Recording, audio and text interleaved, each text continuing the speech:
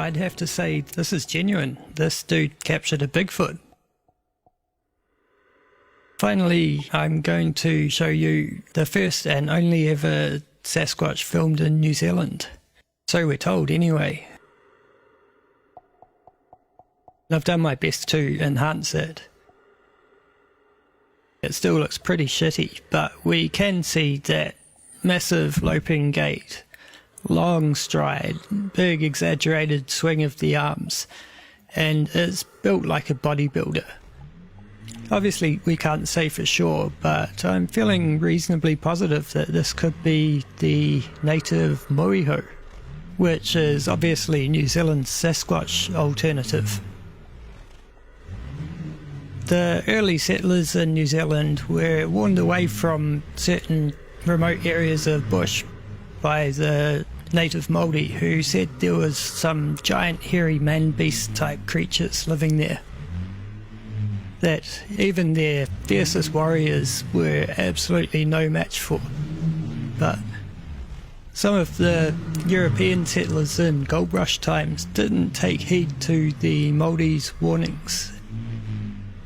There's legend of some gold prospectors in the area found looking half eaten and like they'd been mauled by some massive animal.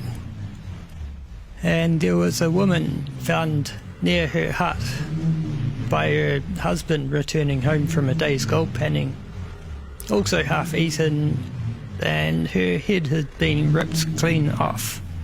There's no other animals in New Zealand that could come close to doing that kind of damage. Kia ora. I was camping in the Hurunui region, which is about an hour north of Christchurch, South Island, New Zealand, with my family. A great spot, I might add. It was just my partner and our 11-year-old son and I, just to take time out away from the busy lifestyle. This was a daytime sighting, and it happened so fast, I at first got confused. In my logic, I thought, shit, my mind's playing tricks on me. I swung around to my partner, asking her if she saw that. Her reply was no, she retorted back. What did you see? It happened in a section of a pine forest, tree line, to the left of me. To the right was bordering the road off to State Highway 7 in the Balmoral Forest. A mild day for South Island weather. Our tent was off to the top end and to the side of the road leading to the Hurunui River, which was 300 meters south. My partner was sitting in a camp chair, whilst I was standing looking in the west direction, taking in the beautiful scenery. This creature, because I didn't know what to call it, was that I first sighted it was to my left side, which was moving so bloody fast to the left, northbound direction, and it was hauling ass. It looked like it was trying to get away from something. I don't know. Maybe people were down at the river. I saw it running close to those high voltage power lines. You know, the ones that sometimes you can hear arcing. I heard that they followed these as a path of least resistance. This thing was big, nothing I've ever seen in my entire life. At a guesstimate, distance between it and me would be about 200 meters. Its whole body was covered in hair, indefinitely longer than your average animal, sort of like your woolly mammoth, shaggy and matted, black in colour, but tidy, if this makes sense. Conical shaped head and running on two legs, like it was on a mission. Small hairy hominids found in other areas of the Asia-Pacific region. So let's dig into the legend that is the Moho Man. That subscribe button and ring that bell so you never miss a video again. These creatures, or possibly human ancestors, share many similarities. Most are covered in hair and live in the deepest, darkest parts of the jungles and forests. One way in which these cryptids do differ is their size. Some are reportedly small in stature, standing somewhere between 1 to 2 meters in height. Others are more man-sized, and some are bigger, being more in line with the familiar description of the North American Bigfoot. One of the larger types of hominid is said to be found in New Zealand.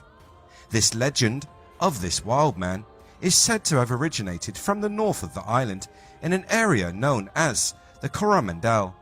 This part of New Zealand is mountainous, and this would seem to provide the perfect habitat for the moho man. People have reported the Sasquatch-like beast around Mount Tongariro, Kaikoura Mountains, Rupahu and Karangahe Gorge, Urewera Ranges and Fordland National Park, along with the area around the Hast River. Those that see the Bushmen report seeing a creature that is reminiscent of the Bigfoot, but it is more likely closely related to the Yowie, a cryptid hominid found in nearby Australia. The moho is described as being a large, hair-covered bipedal, ape-like animal. Its arms reach down to its knees and finish in long fingers tipped with razor-like nails. Sightings are often accompanied by a strong odour emitted by the creature, this being the same as reports of the skunk ape from the US. The indigenous people of the area, the Maori, a fierce warrior culture, fear the moho. They say it is an extremely violent beast that rips prey apart using its sharp nails.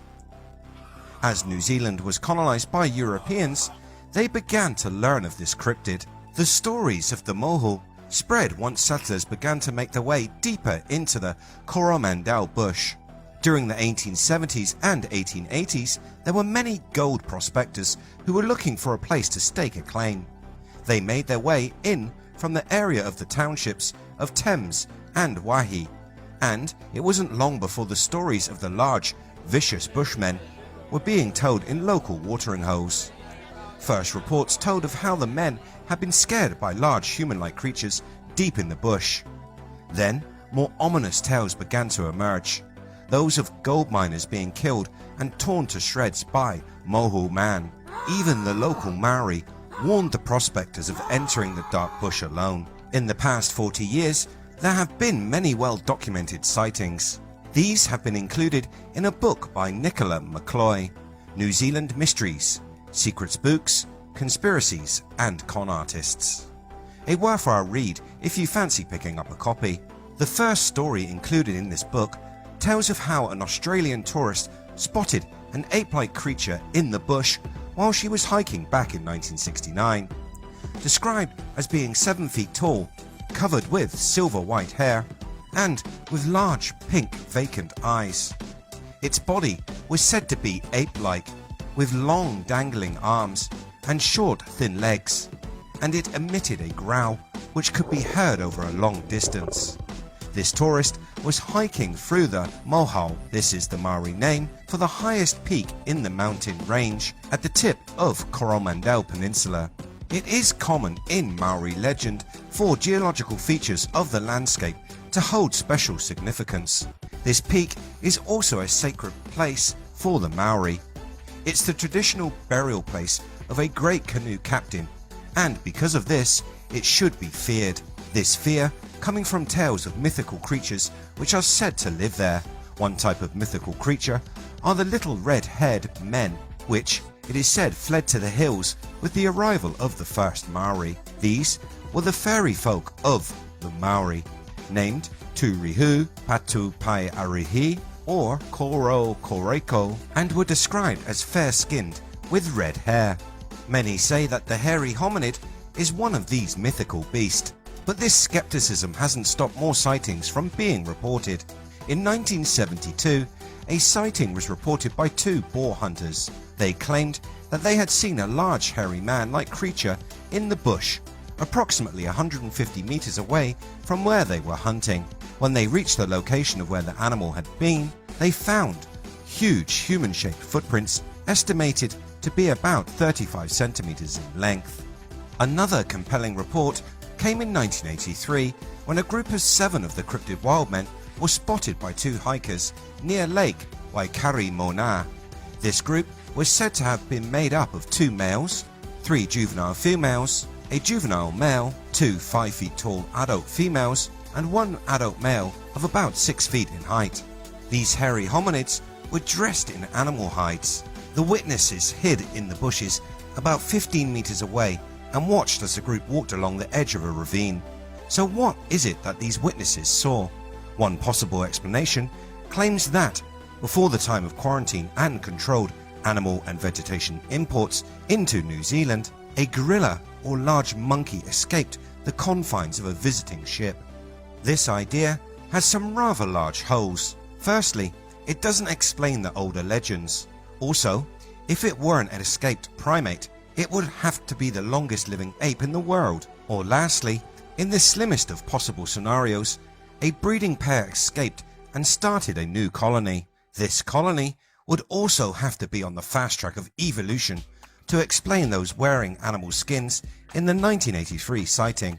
Another story which could point to the hominids being an as of yet to be discovered species are the caves, which are said to be full of strange skeletons. Some locals say they have seen these caves and the remains. A local hunter, a one Mr. H. Beasley, said that he found a cave with evidence of a man or beast living under primitive conditions. The cave contained bones of animals that were presumably eaten raw, along with a strange collection of shells. In one cave, it is said that there are skeletons of small men with red hair. This is a description we have heard before. Could this be the same species as the orang pendek?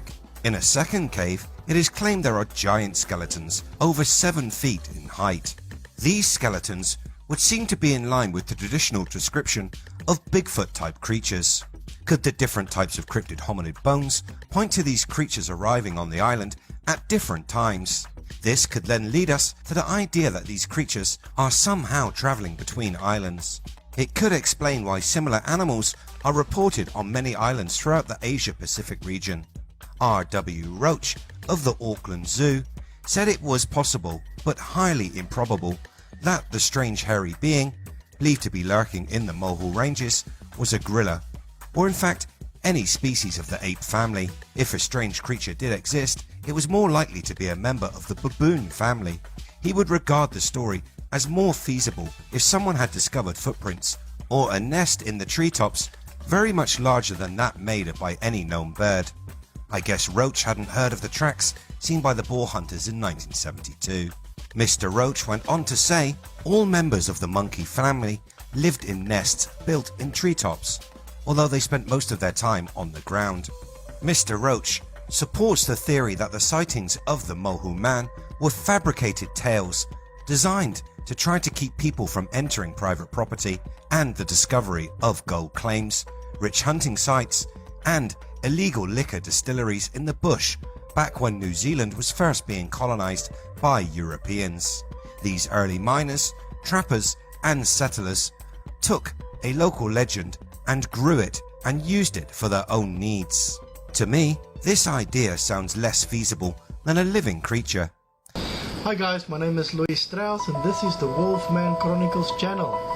If you like the content that I upload, then please like, subscribe, and I'll see you later.